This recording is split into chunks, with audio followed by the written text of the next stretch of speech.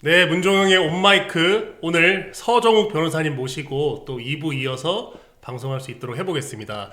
그러니까 이제 1부에서 이제 오늘 서정욱 변호사님께서 정말 촌철살인으로 여러 가지 논평을 해주셨는데 제가 추가적으로 좀 궁금한 게 있어서 몇 가지 더 여쭤보도록 하겠습니다. 이제 지선이 얼마 남지 않은 상황에서 요즘 뉴스나 종편 보면 계속 연대해라 이 얘기가 계속 나옵니다.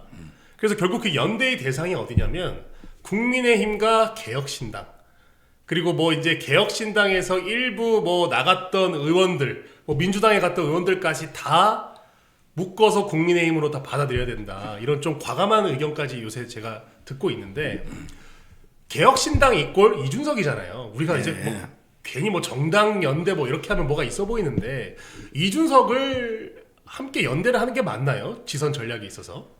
지금 근데 저는 이준석하고 한동훈이는 좀 달라요. 한동훈은 근데 지지층이 5, 60대 아주머니들, 할머니들, 주로 강남에 있는 이런 보수층 있잖아요. 아, 강남에 사는 5, 60대 할머니. 50대 60대 그래서 할머니. 한 딸이라고 그럽니다. 한 딸. 아, 그분들은 한 딸이라고 하는 건가요? 예. 그래서 표의 확장성이 없어요. 어차피 이게 보수표 찍을 사람. 한동훈 지지자들은요, 민주당 절대 안 찍어요. 그렇군요. 제일 싫어하는 게 이재명하고 조국입니다. 한동훈이가 조국이 수사했잖아. 이재명. 따라서 한동훈하고는 연대 이선 없으나 표가 차이가 없어요. 그렇구나. 그런데 이준석은 주로 20, 30대 남성층인데 중도 좌파입니다. 약간 중도 좌파. 그 다음에 20, 30대 젊은층 약간 남성. 따라서 표가 많지는 않은데 조금은 있죠. 이번에 김문수하고 이재명 대선할 때 이준석이 합치면요, 저는 70%가 김문수한테 오고 30%는 이재명한테 갑니다. 네. 저는 그래 보거든요. 예. 따라서 이준석이는 몇 표라도 표는 있어요. 실익이 있다. 한동훈보다는. 아, 예. 따라서 가만히 있어가 연대하겠다면 우리가 거부할 이유는 없어요. 찍어주겠다 하면. 네. 근데 여기서 중요한 게 이준석이가 많은 걸 요구한다. 그러면 무리하게 할 필요는 없어요. 예를 들어 저번에 연대하면서 장관을 절반을 달라 이런 식으로. 예. 이번에도 연대해 줄 테니까 서울시장 오세훈, 경기지사는 내를 달라. 또는 경기도에 보궐선거 놓으면 우리 당을 달라. 이런 식으로 이거는 표에 비해서 과한 요구입니다. 따라서 그냥 조건 없이 이준석이가 연대해주면 막을 필요는 없는데, 그러게 우리가 많은 걸 떼주고 억지로 무리하게 끌어들여서 연대할 필요는 없다. 이렇게 저는 봅니다. 그러면 경기지사 같은 경우는 이준석은 택도 없다? 그 후보로?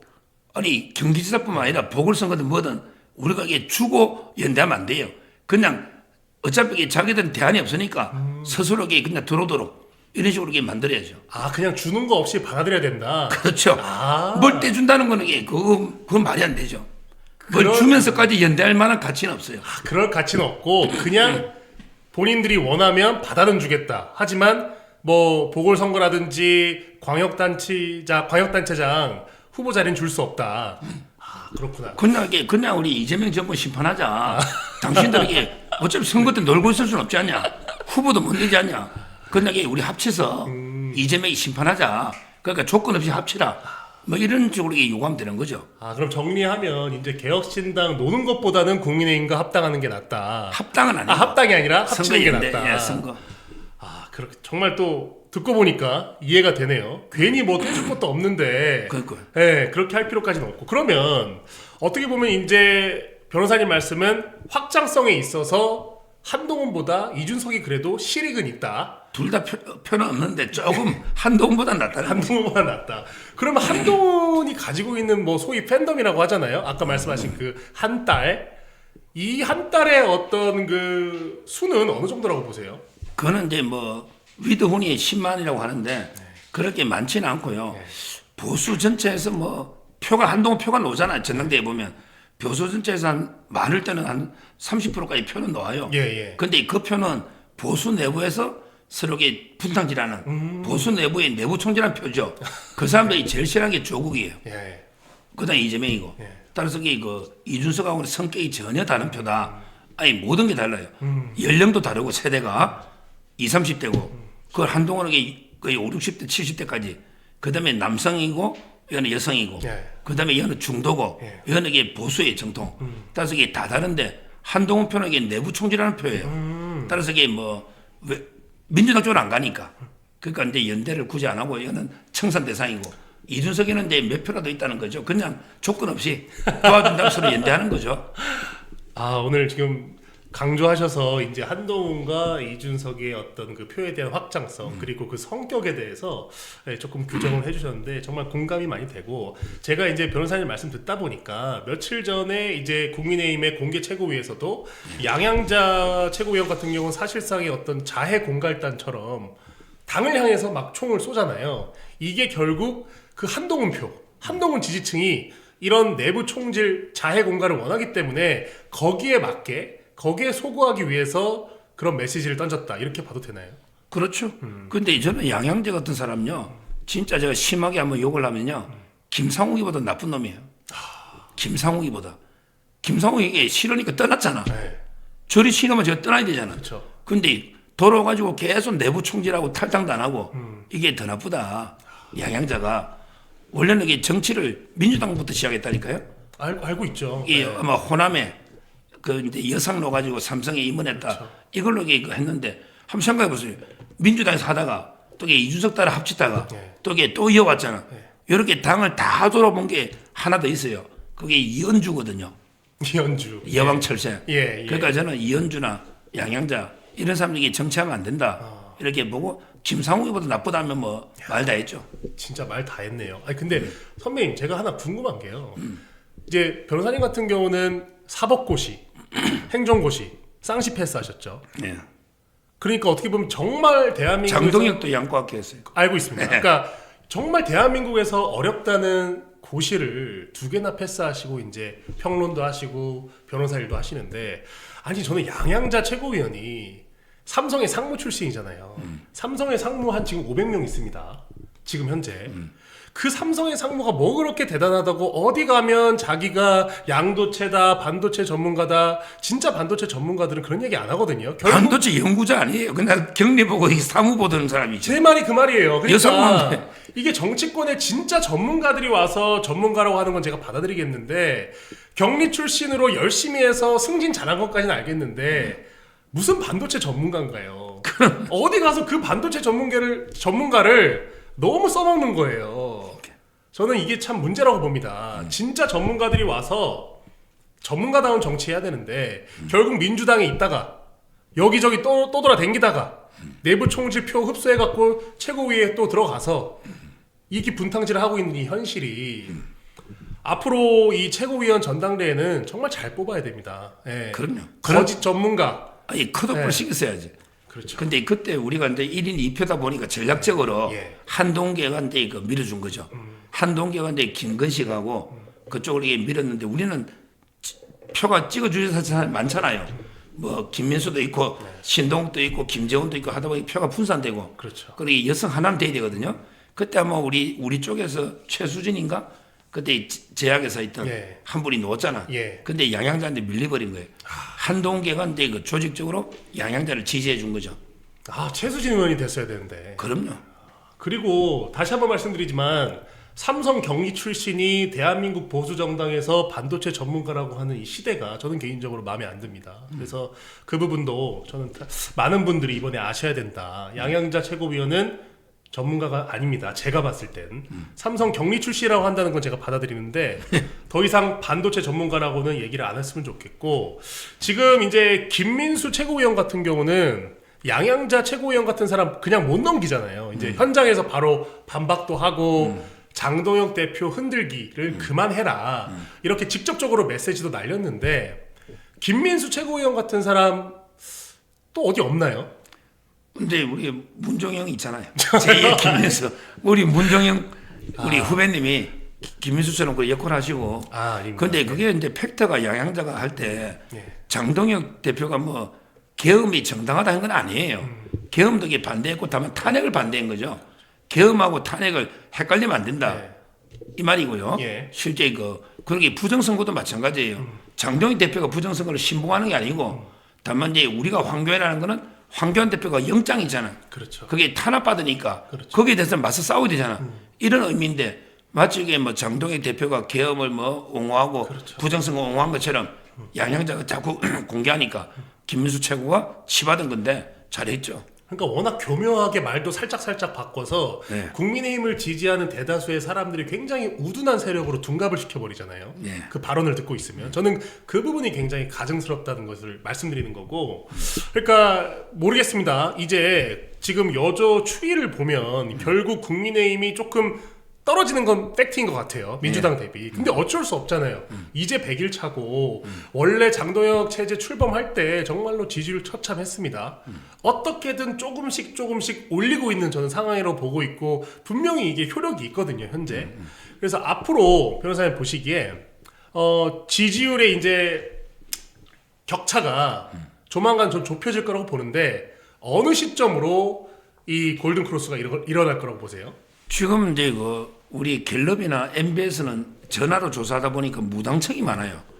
근데 선거에는 무당청이라는 게 없잖아요. 네. 다 찍으니까. 그래서 지금 상황은 저는 오히려 ARS 있죠.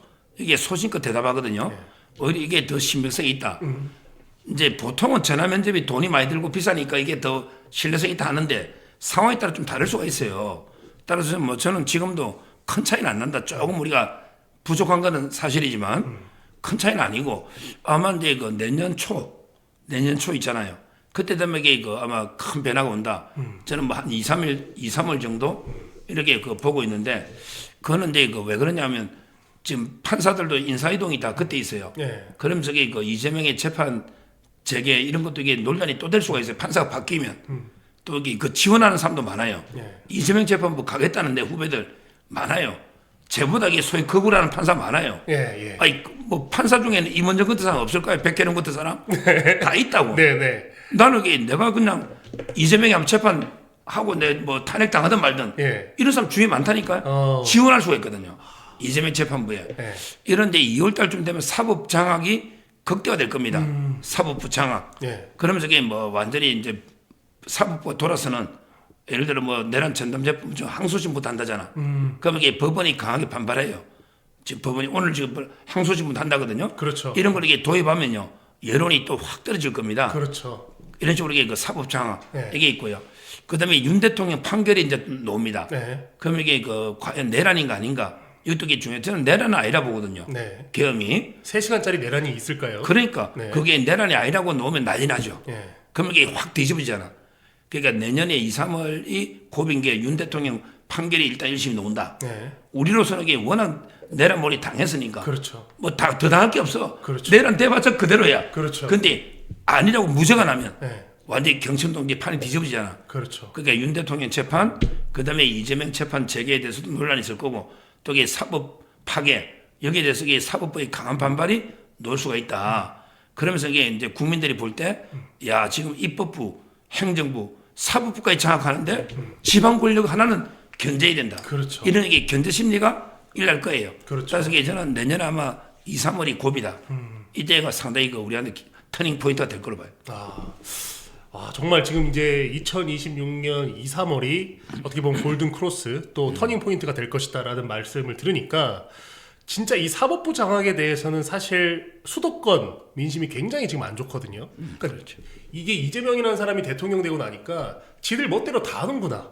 사법부, 입법부, 행정부 또 자기 친구들은 다 유엔 대사 넣고 변호인들은 다 지금 민정 라인에 들어가 있고 이게 그러니까 어떻게 보면 이재명의 어떻게 보면 그냥 크루들이 대한민국의 모든 공권력을 다 좌지우지하고 있는 이런 상황인데 결국 저는 핵심은 장동혁 대표가 이 이재명에 대해서 그럼 더 어떻게 치열하게 싸울 것인가 이 부분이 가장 중요한 부분이라고 보는데 앞으로의 그럼 전략은 어떻게 가야 된다고 보세요?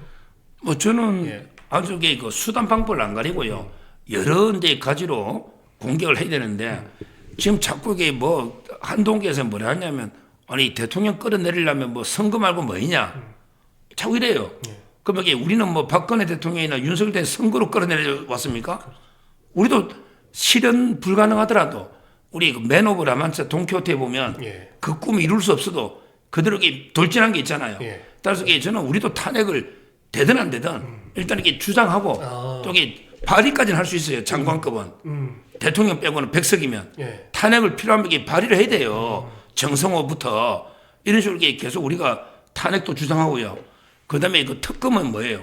이거 야당의 무기잖아. 예. 따라서 이번에 통일교부터 김현지까지 특검을 이게 되든 안 되든 밀어붙이는 거죠. 여론을 보고 탄핵, 특검, 그다음에 그 재판 재개 운동도 서명운동 하고 있잖아요. 이런 식으로 이게 저는 우리가 백석과 뭐 할 수 있어 안 돼, 안 돼. 이렇게 패배주의가 아니고 뭐든 할 수 있는 수단, 탄핵이든 특검이든 뭐 재판 재개든 뭐든 이런 식으로 이렇게 끝까지 수단 방안 가지고 싸워야 된다. 그 중에 하나가 이제 지금 천막 우리 단식 그 그렇죠. 천막 있잖아요. 예, 예. 거기서 회의하잖아. 예. 이것도 저는 뭐 이것도 하나의 방법이고 하여튼 죽게 살기로 싸우는 거예요. 아, 사투를 해야 된다. 그렇습니다. 이재명 자꾸 이게 탄핵 패배주의 젖으면 안 돼요. 아, 이재명 탄핵 발의 서명운동 계속 해야 되고 네. 정성호 법무장관 이런 사람들 탄핵시켜야 되고 네. 적어도 이 107석 가지고 할 수 있는 건 뭐든지 다 해야 된다. 그럼요. 라는 이런 좀 절박한 지금 말씀해 주셨고 아, 제가 그럼 또 궁금한 게요, 변호사님. 이제 이 장동혁 코가 요즘에 또 어떤 얘기를 많이 듣냐면 이 인선. 이 인선에 대해서 지금 좀 얘기가 많아요. 근데 저만 해도 제가 얼마 전에 당의 미디어 대변인으로 이제 선임이 됐는데 페이스북에 대변인으로 선임됐다 글을 올리니까 거기 안 좋은 댓글들이 막 많이 달려요. 거기 보면은 뭐 내란의 똘만이다. 뭐 이렇게 뭐 장동혁의 어떤 뭐 견이다. 그래서 그 사람을 클릭을 해보면 다 그 프로필에 한동훈 얼굴을 하고 있어요. 나는 민주당인 줄 알았는데 에이, 민주당은 관심도 없어요. 아니, 관심도 없어. 그러니까 여기 왜 들어옵니까? 네. 자기들은 저 정청래하고 이재명 저끼리 싸워요. 아, 저는 그래서 소름이 끼치는 게 그 프로필을 클릭하면 다 또 프로필을 한동훈을 하고 있더라고요. 저는 그래서 이 한동훈 팬덤의 본질이 굉장히 저급하고 악질이다 이렇게 보고 있는데 며칠 전입니다. 이제 장예찬 전 최고위원을 여의도 연구원의 부원장으로 이제 선임하는 건을 뭐 이제 공식 발표는 아마 제가 뭐 최근에 난 것으로 알고 있는데 또 그거에 대해서 굉장히 그렇게 비판을 해요. 마치 그 장예찬 최고위원이 정말로 무슨 뭐 파렴치 한인 양, 또 무식한 사람이냐. 장예찬 최고위원은 적어도 전당대회에서 정정당당하게 승부해서 최고위원 단 사람이잖아요. 그 어떻게 보면 젊은 청년인데 아직까지 나이로 보면 그 장예찬에 대해서 김종혁이나 뭐 신지호나 이런 사람들이 어떻게 그렇게 물고 늘어지면서 비판을 하는데 이런 인선에 대한 논란 어떻게 보세요? 그러니까 이제 저희 서정 TV 제 욕하는 사람도 많은데 보면 이게 전부 한동계예요. 민주당 안 들어온다니까. 민주당이 말라고 서정 TV 왜 들어와요? 그렇죠. 따라서 이게 내부 총질하는 거고요. 뭐 그거는 이제 뭐 지금 현재 장해찬 최고는 최고위원도 자력으로 됐지만 그때 후보 있잖아요. 그렇죠. 경선해가지고 이게 국회의원 후보가 됐는데 이걸 이게 옛날 어릴 때 뭐 일기 비슷하게 몇 줄 쓴 거 가지고 그러니까. 한동계에서 이게 잘라버렸잖아요. 그러게 정말 씻어주는 상처를 준 겁니다. 거기서부터 이게 저는 잘못됐다. 한동훈이가 이렇게 보고 있고요. 뭐 지금 현재 그 한동계에서 막 씻고 뭐 우리 대변인도 씻고 해도 그냥 뭐 미친 개가 짖는 거라 생각하고 무시해버리는 게. 아니, 저보고 자꾸 내란견이라고 하는데 아니, 그건 무시해야지 어떻게 해요. 전 내란에 가담한 적이 1도 없거든요. 어떻게 그런 댓글을 쓰는 게. 그러니까 근데 뭐 그냥 지나가는 개가 짖는 거라 생각하고 그냥 이게 무시하는 게 지금 일일이 대응할 수도 없잖아요. 그러니까 하여튼 이거 한동훈계가 이런 식으로 내부 총질이 심하다. 지금 현재 민주당 개딸들보다 더한 형태를 보이고 있는 게 한달이다. 그래 봅니다. 개딸보다 더 없애야 될 세력이 한 딸이다. 네, 그렇습니다. 정말로 딱 한마디로 정리를 해주셨고요. 그러면 이제 오늘 문정의 온마이크 제가 마지막 질문 드리려고 하는데 이게 뭐 이제 질문을 드려도 되는지 제가 좀 고민을 하다가 어렵게 이제 질문을 드리는 건데 사실 이제 우리 서 변호사님 같은 경우에는 또 알려지기로 뭐 전원일 수도 있는데 윤석열 대통령의 또 술 친구다. 뭐 친구라기보다 어쨌든 막역하게 소통하고 또 제가 취재한 바로는 또 윤석열 대통령이 정말 아끼는 이렇게 평론가이자 이렇게 변호사로 제가 알고 있는데 최근에 이제 윤 대통령님이랑 소통하신 적이 있으세요? 최근에 직접은 없고 변호인들하고 소통 좀 하고요. 그다음에 김건희에서 오빠가 제 친구예요. 오빠하고도 소통 좀 합니다. 그 근황이 좀 어떻게 되는지 여쭤봐도 될까요? 윤석열 근조해서 물 좀 드시고. 지금 이제 대통령은 상당히 굳건하게 잘 견디고 있다. 내 걱정하지 말고 제대로 끝까지 싸워야 된다. 이런 데 강인한 정신력으로 버티고 있다. 아마 이게 육체적으로 힘들 거예요. 여러모로 그 건강도 안 좋고 지금 현재 당뇨도 있고 그러나 정신적으로 저는 강인하게 버티고 끝까지 아마 이재명 정권과 맞서서 싸울 거다 이렇게 봅니다. 그러면 이제 예전에 정말 마지막 질문인데 예전에 이제 변호사님께서 이제 윤 대통령이랑 식사도 한번 하시고 이렇게 개인적인 수사 몇 번 했죠. 예. 예, 많이 하셨죠. 예. 예. 제가 뭐 구체적인 뭐 횟수를 제가 이제 밝히진 않겠지만 이렇게 이제 식사하시고 개인적인 사담을 나누실 때 윤석열이란 사람은 어떤 사람이라고 보세요? 뭐 한마디로 그 인간적이다. 상당히 그 인간미가 있고요. 이분은 그 진실돼요. 제가 보기에 거짓말은 못해요. 근데 그게 이재명하고 한번 비교해 보세요. 한동훈하고 비교해 보고요. 이재명은 이게 그 입에 거짓말이 자연스럽게 붙어 있어요. 입만 열면 거짓말이야. 근데 윤 대통령은 거짓말은 못해요. 지금 이게 뭐 부하한테 책임 떠넘긴다. 이거 새빨간 프레임이고 그냥 진실을 밝히는 거죠. 홍장호이나 곽종건이가 거짓말하는 거 진실을 밝게 되잖아. 책임 뜨는 게 아니에요. 정말 이게 저는 진실된 무이다. 그리고 이게 아주 인간적인 무이다. 이거는 한동훈하고 비교돼요. 한동훈은 이게 그 인간미가 없어요. 정말 이게 수사할 때도 바늘 찔도 피 한 방울 안 나와. 윤 대통령 선이 좀 굵어. 네. 옛날에 이명박 수사할 때요. 이명박 대통령 네. 양복 하나 받은까지 한동훈이 다 집어였잖아요. 양복 하나까지 돈을 이게 몇십억 받은 게 있는데. 네. 그러니까 그만큼 이게 그 피도 눈물도 없는 지독한 사람이구나. 그렇죠. 그게 한동훈인데 네. 윤 대통령 좀 선이 굵고 상당히 그 수사는 해도 한마디로 이게 윤 대통령 수사할 때 칼을 찌르잖아요. 비틀진 않아요. 근데 한동훈은 칼을 찔러서 요리조리 비틀어. 절명을 시켜버리는 거고요. 요리조리 비틀어 가지고 아주 지엽적인. 그러니까 스타일이 완전 달라요. 따라서 이게 뭐 전 한 단어로 평가하면 인간적이면서 진실되다. 진실은 이재명과 차이 나고 인간적인 건 한동훈과 차이 나죠. 아주 이게 비교되는 분이죠. 그리고 이제 어떻게 보면 제가 알기로 변호사님도 약주를 가끔 이제 하시니까 그 예전에 이제 대통령이랑 약주를 한잔 하다 보면 또 여러 가지 얘기를 하실 텐데 변호사님이 보셨을 때 윤석열 대통령이 진짜로 한동훈을 믿었나요? 그러니까 예전에 그러니까 정말 후배라고 생각을 했으니까 이제 비대위원장 시키고 법무부 장관 시켰을 텐데 그 이후에 이제 알려진 바로는 굉장히 경로를 많이 했잖아요. 한동훈의 행보에 대해서.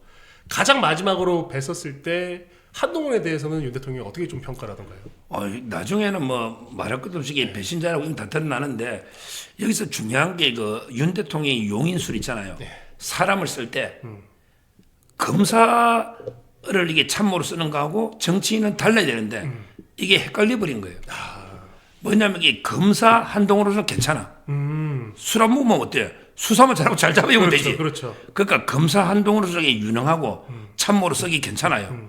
근데 이걸 검사로서 신뢰를 하고 참모 쓰다 보니까 그대로 정치인까지 가져가 버린 거죠. 그렇구나. 그러니까 법무부 장관 시킨 것부터 잘못이야. 법무부 장관 정치인이잖아. 그렇죠. 그때 바로 박성재 바로 하고 한동훈은 중앙지검장을 시키든지 하다못해 총장을 시키셔야지. 검찰총장을. 네. 근데 법무부 장관은 정무직이거든. 여기서부터 저는 윤 대통령 인사를 잘못하고 아마 이게 그 정치인으로서 한동훈은 빵점이야.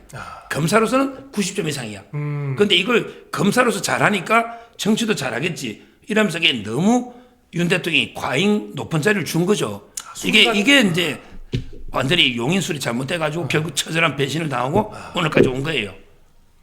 그러니까 이게 구별을 했어야 되는데 정말 그 순간의 실수가 이렇게까지 돌이킬 수 없는 파국으로 정말 이 보수 진영을 쑥대밭으로 만들어버린 결과를 이제 저는 이렇게 결과로 이제 만들어진 것 같고요. 저는 결국 이제 이 윤석열 대통령에 대해서 제가 질문을 드린 건 어쨌든 좀 마음이 아픕니다. 지금 계속해서 이제 구치소에서 날도 추운데 아마 굉장히 건강이나 여러 가지 지병이 아마 많이 악화가 됐을 거예요. 그래서 그 부분에 대해서 다음에라도 좀 기회가 있을 때 서 변호사님께서 대통령한테 조금 마음의 위로 정말 심심한 위로를 좀 해주셔야지 그래도 대통령께서 그 감옥 안에서 조금 따뜻하게 목소리를 들을 수 있을 것 같고요.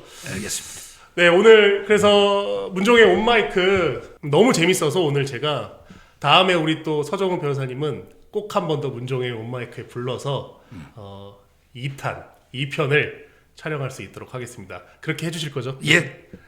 네, 끝으로 문종의 온마이크 마치도록 하겠습니다. 네, 감사합니다. 감사합니다.